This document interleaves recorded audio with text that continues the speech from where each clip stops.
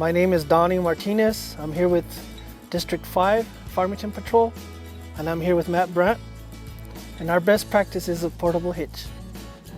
We came up with this idea to build this portable hitch in case we didn't have no vehicles at the yard to pull trailers with. This is used as far as putting it on a loader bucket or a bobcat bucket to move trailers, sign trailers, message boards. Our supervisor, Michael Maloof, designed and built this with scrap metal from the yard. It works really well around the yard. It's cut some time in moving equipment around. Don't have to call on a lot of people to help out.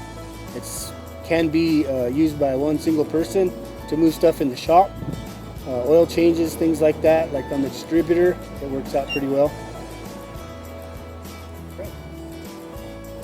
We'd like to thank Michael Maloof for building this portable hitch, which took mostly about a good 5 hours to build. If any of the other patrols are interested in this portable hitch, give us a call. We'll email you, send you pictures, measurements. Yeah, we're happy to share with you ideas, and if you have ideas, please share with us.